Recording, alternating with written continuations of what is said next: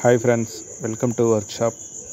நம்ம இப்போ பார்க்குறது வந்து ஒரு 210 லிட்டர் ஃப்ரீசர் பாக்ஸ். இது செஸ்ட் ஃப்ரீசர் சொல்லலாம். இது வந்து ரெடி பண்ணி ஒரு நைட்டு வந்து நம்ம ரன்னிங்கில் வச்சுருந்தோம். அதை வந்து ஒரு ஃப்ரிட்ஜ் ட்ரெயின் டப்பாவில் வாட்டர் ஊற்றி வச்சுட்டு வந்தோம். நல்லா கல் மாதிரி ஐஸ் கட்டியிருக்கு. 1 இன்ச்சு அளவு ஐஸ் நல்லா கட்டியிருக்கு. இது எதுக்காக வச்சுருக்கோன்னா, அதாவது ஓரளவுக்கு 0 வரைக்காவது வரும் அப்படின்னு காட்டுறதுக்காக. இந்த கண்டிஷன் நம்ம எப்படி ரெடி பண்ணுறதுன்றதை பார்க்க போகிறோம். இந்த ஃப்ரிட்ஜில் வந்து நமக்கு வந்து 57 கம்ப்ரஸர் வந்து இருக்குது. இது வந்து 210 லிட்டர் வோல்டாஸ் கம்பெனி. இது செஸ்ட்டு ஃப்ரீசர் சொல்லுவாங்க இந்த மாடலை. இதுக்கு வந்து உள்ளே ஆக்சுவலாக வந்து நிறைய காயில் இருந்திருக்கும். ஆனால் எல்லாம் ஐரன் பைப்புன்றதுனால எங்கேயோ லீக் இருக்குது. உள்ளே வந்து 2 இடத்துல வந்து டேமேஜ் இருந்தது. அதேமாதிரி கண்டென்சர் காயிலுக்கு வந்து இன்னொரு காயில் தான். ஒரு வேளை அதுலேயும் லீக் இருக்கலாம், இல்லை கூலிங் காயிலையும் லீக் இருக்கலாம். ஒன்றா போட்டுட்டு வர்றதுக்கு நமக்கு டைம் வேஸ்ட்டுன்றதுனால ஒரே தான் நம்ம வந்து எல்லாமே ஃபிக்ஸ் பண்ணிடுறோம். அவுட்ரு கண்டென்சரும் போடுறோம், இன்னொரு கூலிங் காயிலும் நம்ம வந்து ஃபிட் பண்ணுறோம். ஒரு 4 இன்ச்சு ஃபஸ்ட்டு மட்டும் 5 இன்ச்சு கேப் விட்டுட்டு மார்க் பண்ணிவிட்டு, நெக்ஸ்ட்டு வந்து ஒரு 4 கணக்குக்கு கேப் விடுறோம். ஒரு ரோக்கு 4 இன்ச்சு கேப்பு. ஒரு 4 வருஷம் வந்து நம்ம ஃபிட் பண்ணுறோம். நமக்கு வந்து கஸ்டமர் கேட்டிருக்கிறது வந்து கூல்ட்ரிங்க்ஸு, பால் பாக்கெட் அந்த மாதிரி ஐட்டம் வைக்கிறதுக்காக தான் கேட்டிருக்காங்க. நம்ம வந்து இது வந்து நம்ம அந்த ஸ்டெப்பு விட ஒரு 1/2 அடி வரைக்கும் தான் ஹைட்டு பொருள் வைக்கிற மாதிரி நம்ம வந்து கொடுப்போம். ஃபுல் அண்ட் ஃபுல்லு ஸ்டாக் வச்சாங்கன்னா அவ்வளோ கூலிங் நமக்கு வராது. ஆல்ரெடி நம்ம இந்த மாதிரி வீடியோ நிறையா போட்டிருக்கிறோம்.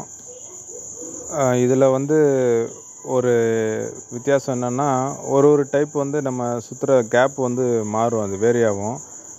இன்கேஸ் பால் பாக்கெட்டு தான் வைக்கணும் அதிகமாக அப்படின்னு சொன்னாங்கன்னா, அவங்களுக்கு ஏற்ற மாதிரி வந்து நம்ம வந்து என்ன பண்ணுவோன்னா, கீழே கேப் அதிகமாக வச்சுட்டு மேலே வந்து பைப்பு கொஞ்சம் கிட்ட போடுவோம். அப்போ என்ன ஆகும்னா, மேலே வந்து சுற்றி ஐஸ் வரும், கீழே வந்து கொஞ்சம் கேப் நல்லா ஃப்ரீயாக இருக்கும். அப்போ பால் பாக்கெட் அப்படியே ட்ரேவோடு அப்படியே கொட்டுறதுக்கு வந்து நல்லா ஃப்ரீயாக இருக்கும் அவங்களுக்கு. ஆனால் இப்போ இவங்க வந்து ஜஸ்ட்டு கூல்ட்ரிங்க்ஸ் பாட்டில் வந்து வரிசையாக எடுக்கிறது கேட்டுருங்கன்றதால அதை வந்து பாக்ஸ் வந்து ஃபுல்லாக எல்லா இடத்துலையும் கூலிங் இருந்தால் சரியாக போயிடும். அதனால் வந்து கேப் வந்து ஈவனாக வச்சுட்டு நம்ம வந்து பண்ணுறோம். இது வந்து 4 ரோலு 1/4 பைப்பு நம்ம போடுறது. இதுக்கு வந்து கிட்டத்தட்ட ஒரு 10 மீட்டருக்குள்ளேயே வந்து காயில் வந்து சரியாக போயிடும், சின்ன பாக்ஸுன்றதுனால. இன்கேஸ் ஒரு 300 லிட்ரு இல்லை 500 லிட்ரு அந்த ரேஞ்சுன்னா எப்படியும் ஒரு 15 மீட்ரு வரைக்கும் ஃபுல்லாக ஆகிடும். ஒரு 500 லிட்டராக இருந்தால் ஒரு ஈவன், அதாவது ஒரு பர்டிகுலர் கேப்புக்கு வந்து ஒரு கிளாம்ப் பண்ணுற மாதிரி நம்ம ரேஞ்சுக்கு வந்து அடிக்கணும். இந்த கிளாம்ப் வந்து நமக்கு ஹார்ட்வேர் ஷாப்பில் இந்த கிச்சன் ரேக்கு ஃபிட் பண்ணுற இடத்துல வந்து இந்த கிளாம்ப் யூஸ் பண்ணுவாங்க. அதுக்கு வந்து கிடைக்கும். ஸ்டீல் கிளாம்ப், இது துரு பிடிக்காது. இதுக்கு யூஸ் பண்ணுற ஸ்க்ரூ வந்து நம்ம ஐரன் தான் போடுறோம். அதுவும் ஸ்டீல் போட்டால் கூட நல்லாயிருக்கும். இது ஒரு பைப்புக்கு நம்ம வந்து பைப்பு ப்ளஸ் அந்த பாடிக்கு வந்து நம்ம பாண்டிங்காக மெட்டல் பேஸ்ட் வச்சு கண்டிப்பாக வைக்கணும். மெட்டல் பேஸ்ட் இன்கேஸ் வைக்கல அப்படின்னா உங்களுக்கு கூலிங் வந்து எப்படி இருக்கும் அப்படின்னா, ஜஸ்ட் அந்த பைப் மட்டும் ரவுண்டாக ஐஸ் வந்து கட்டுமே தவிர அந்த பாடிக்கு வந்து ஒட்டிட்டு ஐஸ் வந்து ஸ்ப்ரெட் ஆகாது. அதனால் என்ன ஆகும்னா, கூலிங் வந்து கம்மியாக தான் கிடைக்கும். உள்ளே வைக்கிற பொருள் மேலே வேஸ்ட்டாக தான் அந்த கூலிங் வந்து இருக்கும். சீக்கிரமே வந்து ரிட்டன் ஐஸ் வர ஆரம்பிச்சிடும். அதாவது நம்ம கேஸு ஏற்றுவோம், கூலிங்கும் வரும், அந்த பைப்பும் நிறைய ஐஸ் இருக்கும், ஆனால் ரிட்டன் ஐஸ் சீக்கிரம் வந்துடும். நமக்கு வந்து உள்ளே வந்து டெம்பரேச்சர் வந்து கிடைக்காது. நம்ம இது குட் பாண்டிங் கொடுக்குறோம் அப்படின்னா அப்போ என்ன ஆகும்னா, அதோட லென்த்து, அதோட இது வந்து அதிகமாகும். அப்போ என்ன ஆகும்னா, நமக்கு வந்து கேஸு வந்து கொஞ்சம் கேஸுக்கு வந்து ஃபுல்லாக ஐஸ் வராது, லோடு அது இருக்கிற கணக்கு வரும். அப்போ வந்து நமக்கு வந்து கூலிங் வந்து பர்ஃபெக்டாக கிடைக்கும். உள்ள 57 கம்ப்ரஸர். இதில் இந்த கம்ப்ரஸரை பொறுத்த வரைக்கும் நமக்கு மாமூல் ஆர்டினரி ஃப்ரிட்ஜாக இருந்தால் ஒரு 300 லிட்டர் வரைக்கும் நல்லா அட்டகாசமாக வேலை செய்யும். நம்ம போட்டிருக்கிற கண்டென்சர் வந்து ஒரு 10 ரோல், ஒரு மீடியம் ஃப்ரிட்ஜு, ஒரு 190-200 லிட்டர் ஃப்ரிட்ஜுக்கு போடுற கண்டென்சர். இது சின்ன கண்டென்சருக்கு அடுத்த ரேஞ்ச். இது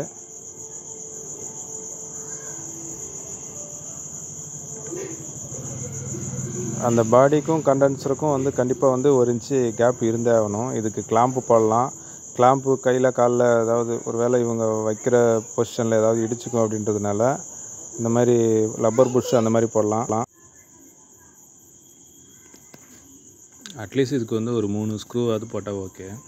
4 போட்டால் இன்னும் நல்லாயிருக்கும். 5 கூட போடலாம், நடுவில் வந்து பெண்ட் ஆகாமல் இருக்கிறதுக்கு.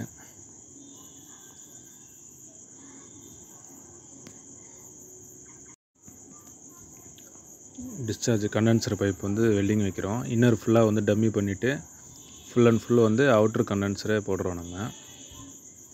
அந்த ஃபேன் வந்து ஜஸ்ட்டு கம்ப்ரஸரை வந்து சில் பண்ணுறதுக்காக மட்டும் யூஸ் ஆகும். இப்போது ஆல்ரெடி கூட அப்படி தான் யூஸ் ஆகியிருந்திருக்கோம். ஏன்னா ஃபேன் கிட்ட வந்து கண்டென்சர் கிடையாது, ஆல்ரெடி எல்லாமே வந்து இன்னர் கண்டென்சர் தான். ஐரின் பைப்பு தான்றதுனால அது எங்கே லீக்கு எப்படி இருக்குன்னு தெரியலன்றதுனால நம்ம வந்து ஃபுல் அண்ட் ஃபுல் எல்லாமே போடுறோம்.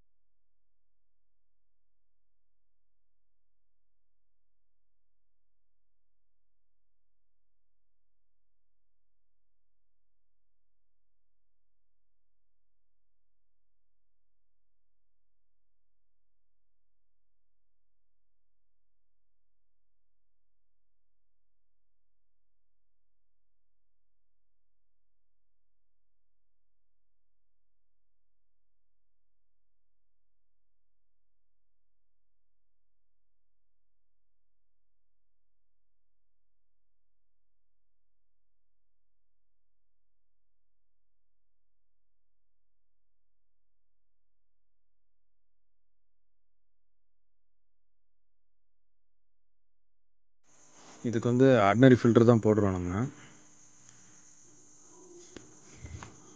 இதுக்கு கேப்லர் வந்து நம்ம ஒரு 8 ஃபீட்டு எடுத்திருக்கோம். 3/6 கேப்லரு.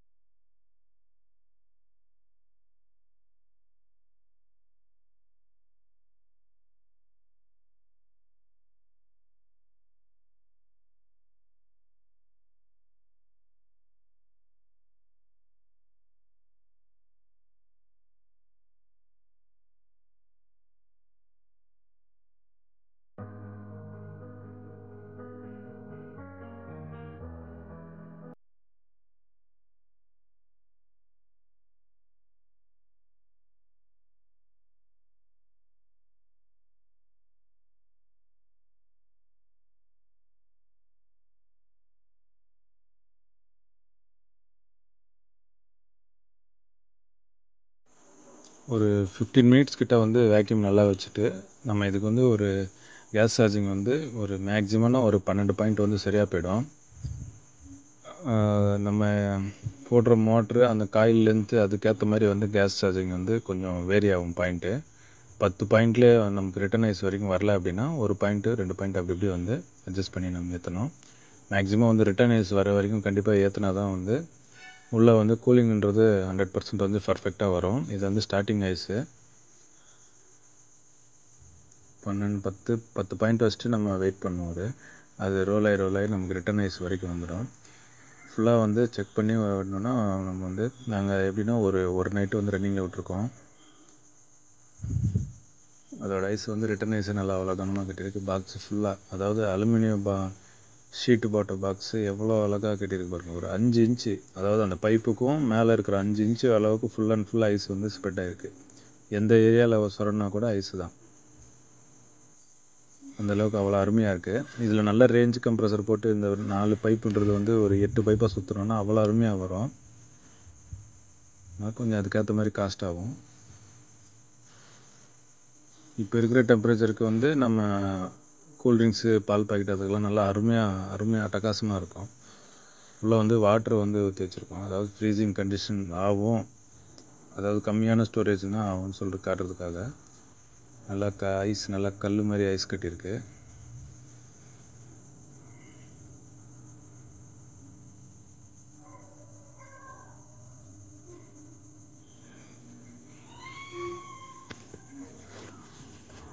இந்த வீடியோ பிடிச்சா லைக் பண்ணுங்கள் ஃப்ரெண்ட்ஸ். உங்களுக்கு ஏதாவது டவுட் இருந்தால் கமெண்ட்ஸ் பண்ணுங்கள்.